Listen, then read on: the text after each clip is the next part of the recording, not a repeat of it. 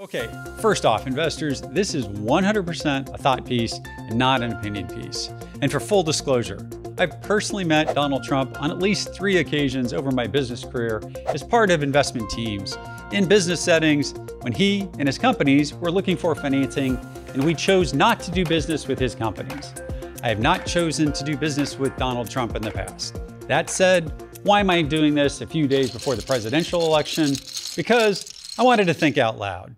I've been having another case of deja vu over the last 2 weeks, both in the mainstream media outlets as well as in the financial markets. Investors, I keep hearing replays from the media, from entertainers, from actors and financial outlets of the late 80s REM song, "It's the End of the World." It's the end of the world as we know it. I repeat, this is meant as a thought piece for you and your money, regardless of who you vote for next week or who wins. Neither Oak Harvest Financial Group nor I am endorsing either candidate for next week. There has been a near constant chorus over the financial news networks over the last 2 to 3 weeks about the ongoing moves in the markets, both stocks and bonds being part of the Trump trade. That's the financial markets moving based on Donald Trump winning the presidency, as he did in 2016 as a long shot against Hillary Clinton. Folks, up until 2 weeks ago, I thought he had very, very long odds to win. That is until I saw this table compiled by a number of polling sources. Investors, take a look at this table. It breaks down the 7 states that are thought to be swing states. Those are close races between the current vice president and the former president that ultimately will tilt the electoral vote and the presidential outcome. What shocked me most of all was the 6 major issues: the economy, immigration, abortion, democracy, healthcare, and senior services.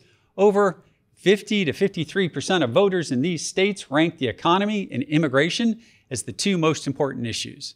In both of those areas, the former president has a large polling advantage.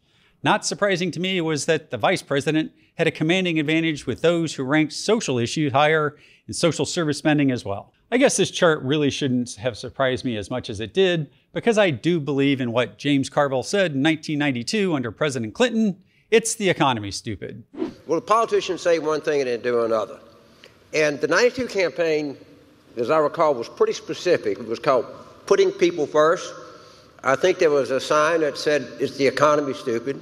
And while the U.S. economy is growing at a nice steady pace, the last 3+ years did usher in economic forefront of a period of 18 months of rapid inflation, peaking at over 9% only 2 years ago. That, coupled with what we've discussed numerous times over the last year, is a labor market that is nowhere near as strong as the current administration is touting, based on the record number of workers working second and third jobs to meet expenses. The vice president is behind the 8 ball on this one, the economy. So since this is a thought piece and my job is managing money, not debating political outcomes, I'm going to jump to what might happen if Donald Trump is reelected next week. The signs I'm seeing in the financial tea leaves are surprising to even myself. First off, on the economy, there's fear-mongering going on that inflation will spike massively due to the Donald Trump agenda, an agenda that would supposedly bring on higher deficits than the vice president's current agenda. Investors, this is highly doubtful. As we discussed for over 6 years at Oak Harvest, both parties, Republican and Democrats, have been equally as horrific at overspending since the Bush administration took office in 2000. These candidates are both politicians now, and if we've learned anything about politicians in the last 40 years, it's they will spend money we don't have as a country, and all we're doing is arguing over where they spend it, by way of tax cuts that inflate the deficit, or do they spend it on unquantifiable return on investment capital, government projects, or expanded social welfare and entitlement programs that never get cut back. Would you be shocked to hear that yields leading up to the November 2016 election rose by the near exact same amount off the summer lows as they have this year in 2024? What was that? About 42 basis points. Is anyone in the world, ex a leveraged quant trader in a hedge fund, changing their investment outlook based on 42 basis points of higher yield? No, I don't think so. After Trump was elected in 2016, yes, yields went higher in the 4th quarter. They usually do, as our economy is very seasonal. Even with the nod to massive looming tax cuts, interest rates only rose by 60 basis points. That's all. In a span of 6 months, yields rose 100 basis points. It wasn't the end of the world or the financial markets. Take a look at the chart of the 10-year yield then and now. The rise in yields in 2021 through 2022 was due to the massive government-induced COVID response money supply explosion. Looking back to 2016, post-Trump winning the election, what happened to inflation? Yes, it rose modestly, just as it started to do again right now. Did it lead to financial collapse in 2017? No. One of the challenging aspects of a Trump presidency was the final 2 years. The short-term volatility he induced by his afternoon tweets, usually on Thursday after European markets were closed, and the only open markets in the world were ours here in the United States. The funny thing is, I went back and studied both actual and realized volatility leading up to the 2016 election and implied forward volatility markets as well. And I compared them to right now, 2024. And guess what I found? Yes, investors, they are nearly identical almost to the day. My brain remembers massive volatility into the election in 2016 and the night of the election. But remember, investors, the overnight futures market are the wild west of investing. No guardrails for options trading in the overnight.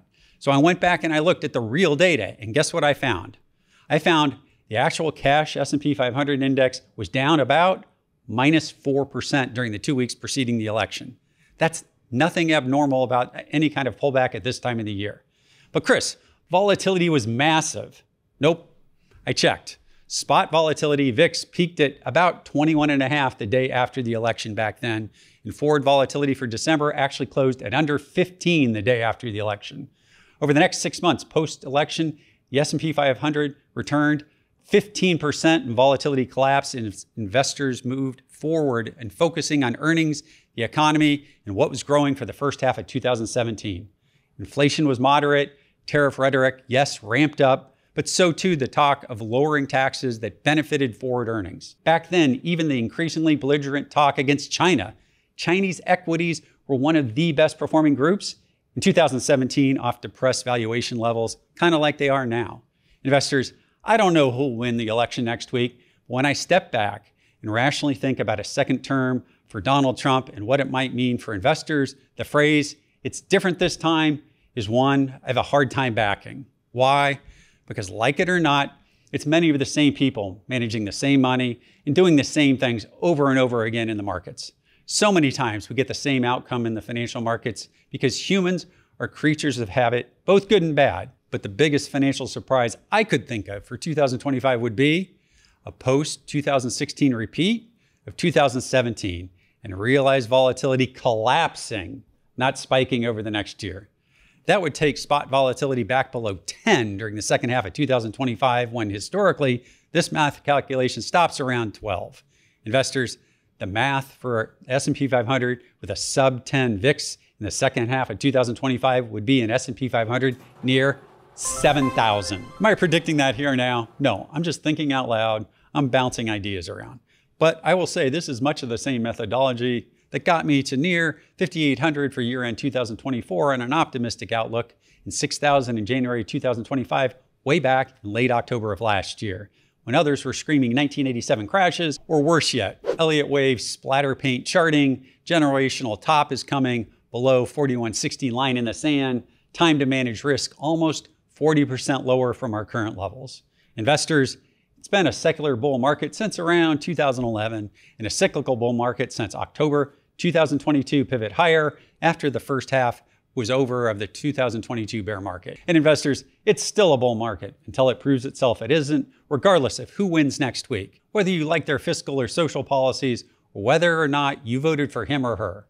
So investors, if you start hearing them playing that REM song hit again, it's the end of the world as we know it, remember what the tagline was at the end of it.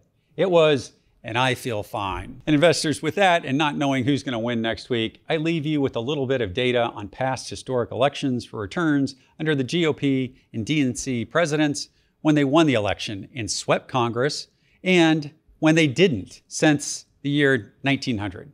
Regardless of the outcome, historically, the outcomes were more favorable than not because at the end of the day, your investment dollars, like the quote of James Carville from 1992, "It's the economy, stupid."